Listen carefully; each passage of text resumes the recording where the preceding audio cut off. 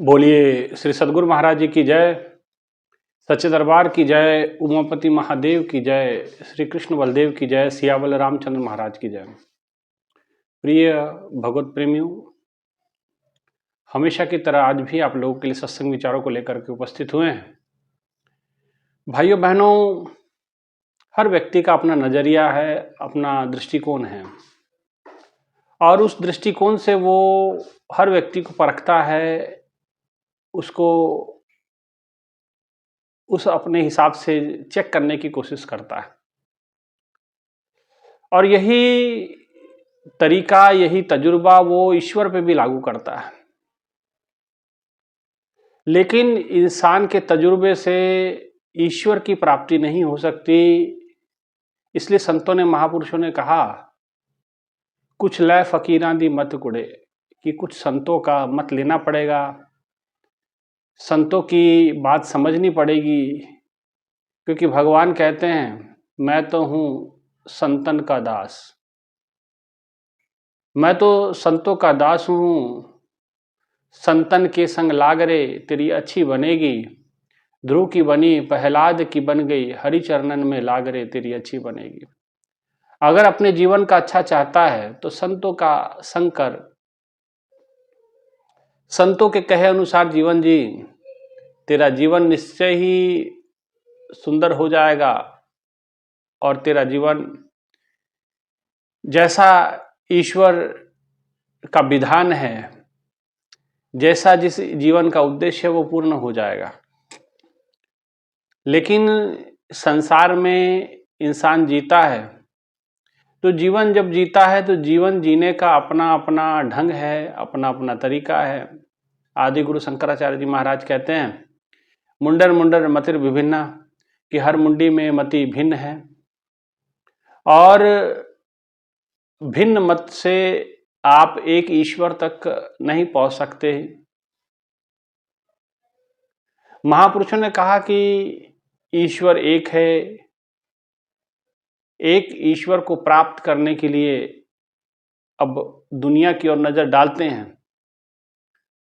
कई प्रकार के रास्ते, कई प्रकार के मार्ग, कई प्रकार के भ्रांतियां, पंथ पंथाएं, संप्रदाय प्रचलन में आ गए हैं। ईश्वर एक पकड़ में किसी के नहीं आ रहा है और पथ इतने बना दिए हैं, पंथ इतने बना दिए हैं, मार्ग इतने बना दिए हैं, संप्रदाय इतने बना दिए हैं। इसलिए गोस्वामी जी ने मानस में लिखा, कलिमलि ग्रसे लुपत भय सदग्रंथ, दम्भी निजमति कल्प की प्रकट कीन बहुपंथ। कि कलयुग की मलिनता मन को ग्रस लेगी, कलिमलि ग्रसे लुपत भय सदग्रंथ। और जो ग्रंथ की महिमा है, जो वास्तविक ग्रंथ हमारे घट के भीतर उजागर होने चाहिए थे, वो कहीं लुप्त हो जाएंगे और ग्रंथों का भी इस्तेमाल केवल जीवन के भरण पोषण तक सीमित रह जाएगा। ग्रंथों का इस्तेमाल, ग्रंथों के अंदर भगवान के घर का पता बताया गया, भगवान किससे कैसे मिले इसका रास्ता, इसका तरीका बताया गया। लेकिन वो ग्रंथ भी केवल और केवल जीव उसे अपने भरण पोषण का साधन मात्र बना के रख लेगा। लुपत भय सदग्रंथ, उस ग्रंथ की जो महिमा है वो कहीं लुप्त हो जाएगी। उस ग्रंथों के अंदर जो छुपे रहस्य है वो कहीं लुप्त हो जाएंगे, क्योंकि हर व्यक्ति अपने हिसाब से उसका अर्थ निकालने की कोशिश करेगा। हर व्यक्ति गोस्वामी तुलसीदास जी बन जाएगा, कोई कबीर बन जाएगा, कोई रविदास जी बन जाएगा, कोई अपने आप को शंकराचार्य बना लेगा और अपनी मर्जी से ग्रंथों की जो है व्याख्या करता रहेगा। और जो सच्चा सिद्धांत है ग्रंथों का वो कहीं दबा रह जाएगा। जो व्यक्ति अपनी जो व्याख्या कर रहा है उसी को सर्वोपरि मान करके और लोगों को समझाता फिरेगा और लोग भी उसका चलन करते रहेंगे। तो इसलिए गोस्वामी जी कहते हैं, लुपत भय सदग्रंथ, दम्भी निजमति कल्प की प्रकट कीन बहुवंध। दम्भी लोग निजमति के द्वारा अनेकों प्रकार के पंथ पंथाएं प्रचलन में ले आएंगे और ऐसा हुआ है भाइयों बहनों। कबीरदास जी के नाम पे देखिए कितने सारे पंथ पंथाएं बन गए हैं।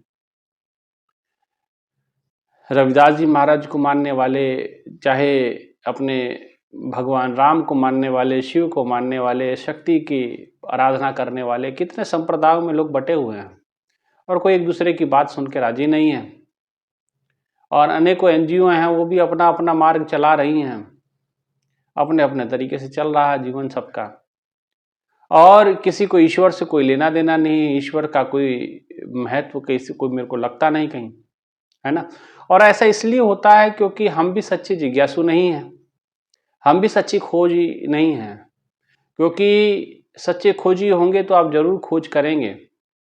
आप भी परेशान होकर जाते हैं और आपकी दुखती रग पे उनको हाथ रखते आता है, आपकी नफ्स को दबाते उनको आता है, उनको पता है कि ये व्यक्ति यहाँ कमज़ोर है, यहीं से इसको इमोशनल किया जा सकता है, और हम उसके बहकावे में आकर के अपने विवेक को खो देते हैं और सच्चाई से बड़े दूर हो जाते हैं।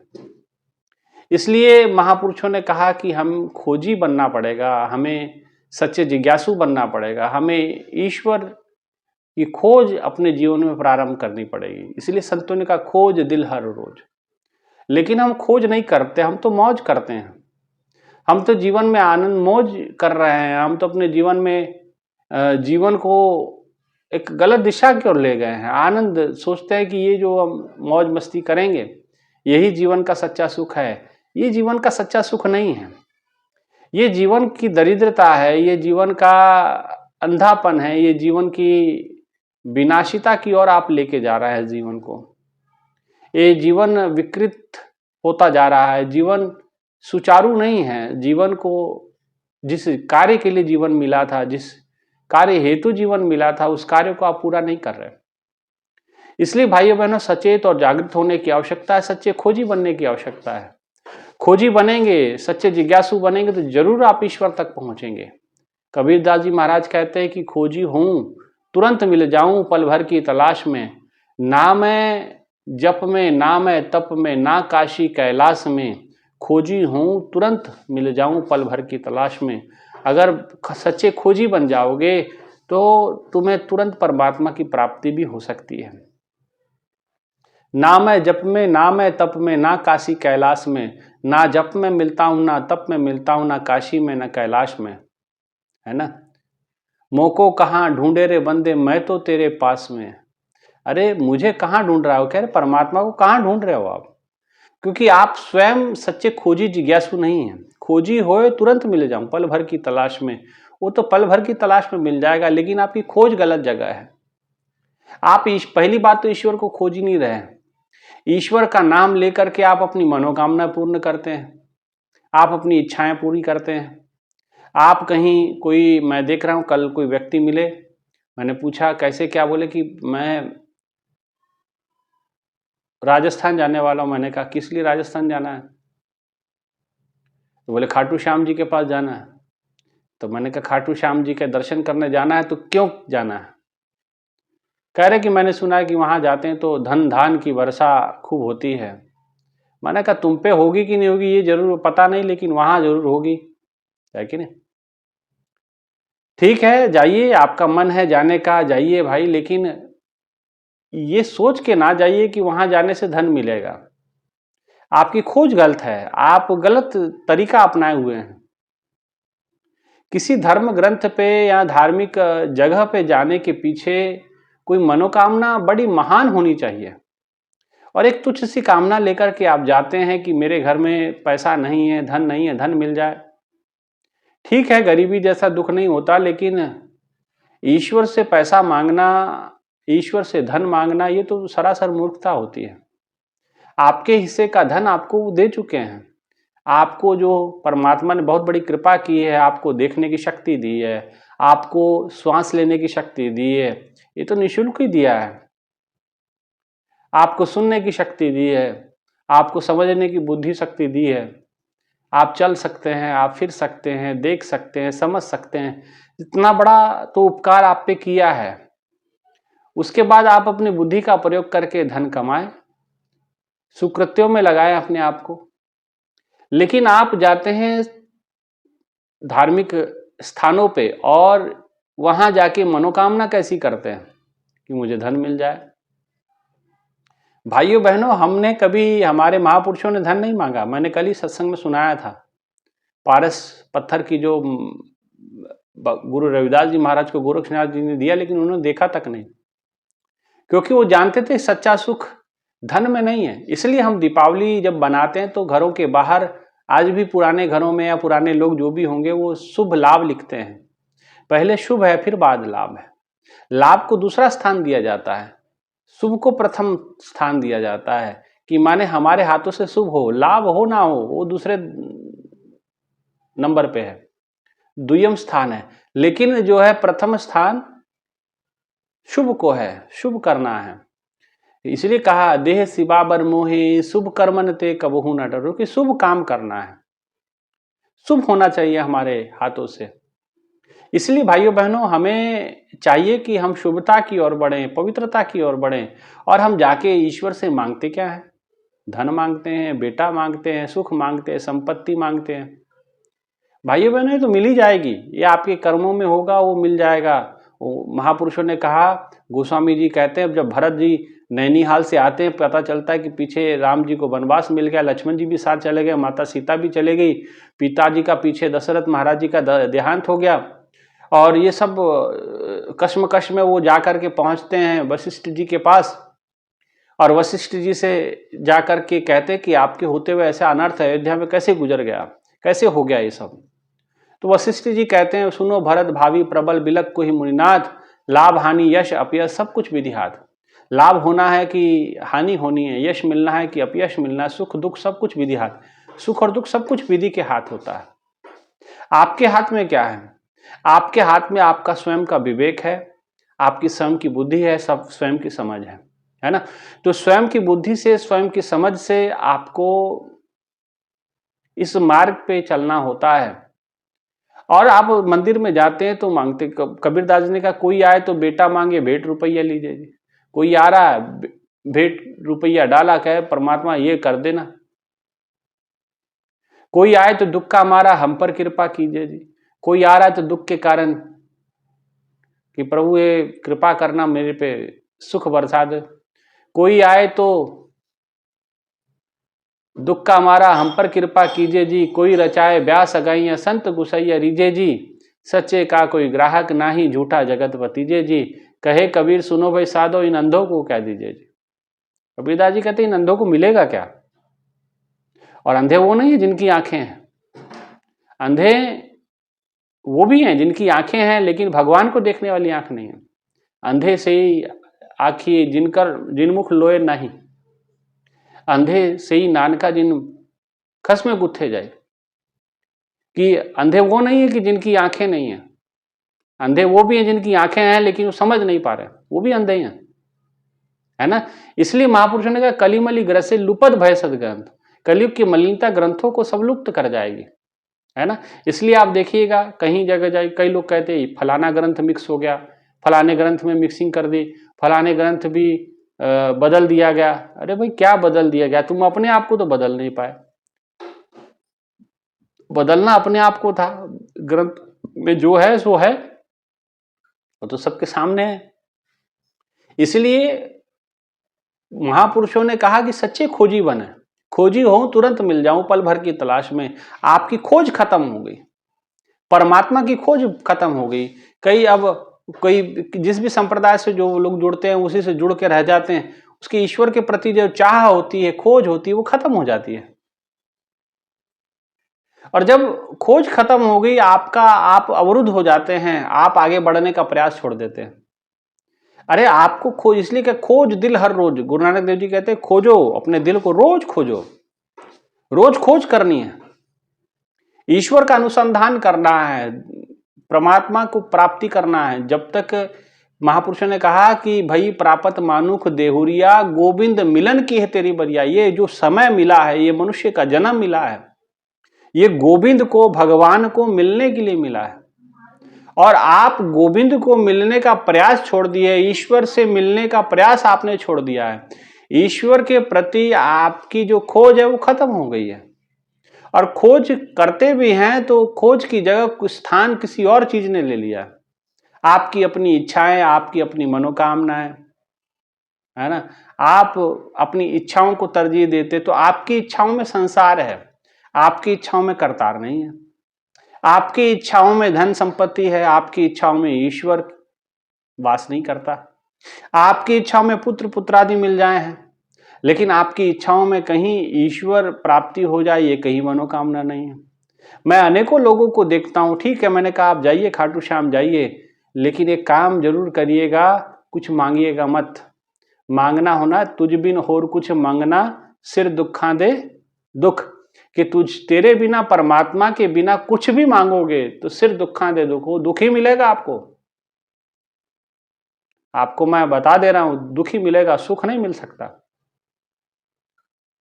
तुझ बिन होर कुछ मांगना, मैं नहीं कह रहा, ये संतों ने कहा है, गुरु नानक देव जी ने कहा है, गुरुबानी में कहा है कि तेरे बिना कुछ भी मांगा सिर दुखा दे दुख, सिर दर्द होगा, ऐसा दुख हो जाएगा आपका, सर पे दुखों का पहाड़ चढ़ जाएगा आपके। परमात्मा, लेकिन परमात्मा मिल गया तो जीवन ही सार्थक हो जाएगा, जीवन ही सफल हो जाएगा। इसलिए सच्चे खोजी बने, हम सच्चे जिज्ञासु बने। परमात्मा के प्रति खोज हमारी खत्म हो गई है, हम बिल्कुल, और कोई हमको समझाने वाला नहीं है। और कोई संत आपको समझाता है ईश्वर की खोज करो, ईश्वर की प्राप्ति करो, अरे महाराज इस कलयुग में कौन प्राप्त कर पाया है? अरे कलयुग में प्राप्त कर पाया या कर पाया नहीं कर पाया वो छोड़िए, आप कोशिश किए प्राप्त करने का। आप दूसरे का एनालिसिस छोड़ दीजिए, आप स्वयं एनालिसिस कीजिए कि आपने कितना प्रयास किया परमात्मा को प्राप्त करने का, आपने कितना संघर्ष किया ईश्वर की प्राप्ति हेतु, आपने कौन सा अनुसंधान किया ईश्वर की प्राप्ति करने हेतु। आपने तो कोई प्रयास नहीं किया, आपने तो कोई कोशिश नहीं की, आपने कोई खोज नहीं की, आपने कोई, आपके अंदर चाह नहीं कि मैं ईश्वर को प्राप्त करूं। आज इतने लोग मंदिरों में जाते हैं, इतने लोग तीर्थ स्थानों पर जाते हैं, भीड़ की भीड़ लगी हुई है, लेकिन उस भीड़ में अगर मैं किसी से पूछूं कि क्या आप वाकई ईश्वर को प्राप्त करना चाहते हैं, तो वहां ईश्वर की प्राप्ति करने वाले जिज्ञासु बड़े रेयर होंगे, बहुत कम होंगे, निग्लिजिबल होंगे, उंगलियों पे गिन सकते हैं ऐसे लोग होंगे। वही बात है। इसीलिए भीड़ तो बहुत नजर आती है, लेकिन उस भीड़ के आगे आंख नहीं है। श्रद्धावान तो हैं, लेकिन श्रद्धा उनकी गलत जगह पे लगी है, उनकी खोज प्रारंभ नहीं हुई। इसलिए संत जब मिलते हैं तो खोज प्रारंभ करते हैं कि भाई आपके अंदर जागृति लाते हैं, जिज्ञासा उत्पन्न करते हैं कि आपका जीवन जो चल रहा है ठीक है, जो कर रहे हैं कोई ठीक है, वो कोई मसला नहीं है, लेकिन आप सच्चे ईश्वर की ओर तो बढ़े। आप आंखों से देख रहे हैं, तो कौन आंखों से देख रहा है? क्या आंखें देखती हैं? कान सुनते हैं? मुंह बोलता है? तो मरने के बाद भी तो मुंह लगा रहता है, क्यों नहीं बोलता है? आंखें देखती हैं तो मरने के बाद भी तो आंखें लगे रहती है, क्यों नहीं देखती हैं? कान सुनता है तो मरने के बाद भी तो कान तो सुनना चाहिए। लोग इतना रोते हैं तो सुनता क्यों नहीं कान? क्यों? क्योंकि अंदर से वो शक्ति, वो जीवात्मा, वो आत्मा, वो परमात्मा, वो अकाल पुरुष निकल गया। वो शक्ति जब निकल जाती है, जो शक्ति जन्म के समय हमारे भीतर स्थापित की गई थी, जब हमारा जन्म होता है धरती पे, कहते पहले पहरे रैन के व नजारे मित्रा, हुकुम प्या घर वास, शिव शक्ति घर वास धरे। शिव शक्ति वो आत्मशक्ति अंतर में विराजमान होती है। जब आप माता के गर्भ में स्थापित होते हैं और बाहर आते हैं तो आपके अंदर शिव शक्ति, आत्मा परमात्मा का वास किया जाता है, ऐसा महापुरुषों ने कहा। लेकिन हमारा उस शक्ति से कोई वास्ता नहीं होता जिंदगी भर, और हम दुनियादारी में लगे रहते हैं। और जब सच्चे संत मिलते हैं कि भाई सच्चे जिज्ञासु बने, ईश्वर की खोज करें, ईश्वर की प्राप्ति करें, तो जब तक कोई समझाता है तो हमारी आंखों में दुनिया का चमक चांदनी इतना छा जाता है कि हमारे आंखें उसको, उस माया के अलावा किसी और को पसंद नहीं करती। ईश्वर के प्रति हमारा कोई स्नेह प्रेम रह नहीं जाता है, और प्रेम स्नेह जिससे होता है वो होता है संसार। तो वही आपको मिलता है, और वो आपको मैं बताया कि तुझ बिन होर कुछ मंगना, सिर दुखान दे दुख, वो आपको दुख ही मिलता है। इसलिए भाइयों बहनों, संसार में किसी चीज की कामना करोगे, मंदिरों में जाके, तीर्थों पे जाके, वो आपको दुख ही देगी। एक ही चीज आपको सुख दे सकती, शांति दे सकती है, वो ईश्वर। और इसलिए ऐसे सच्चे संत की खोज करें जो आपको ईश्वर का दर्शन कराए, ईश्वर की ओर बढ़ाए।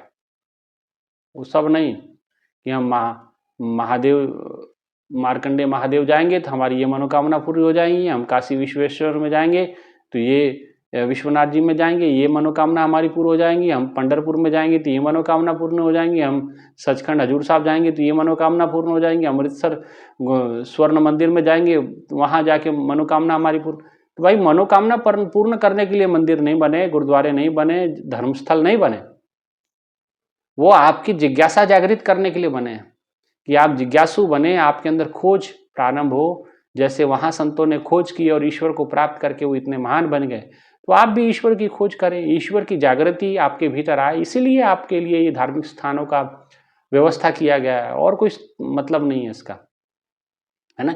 इसलिए सच्चे जिज्ञासु बने, सच्चे खोजी बने, ईश्वर की खोज करें, और बाहर नहीं है, वो भीतर ही है ना। तो इसीलिए अब समय इजाज़त नहीं देता, नहीं तो भीतर की खोज की ओर हम बढ़ेंगे, तो हो सकता है कल आने वाले प्रवचनों में हम बताएंगे। ठीक है, तो इतना ही कि सच्चे जिज्ञासु बन करके ईश्वर की ओर बढ़ें।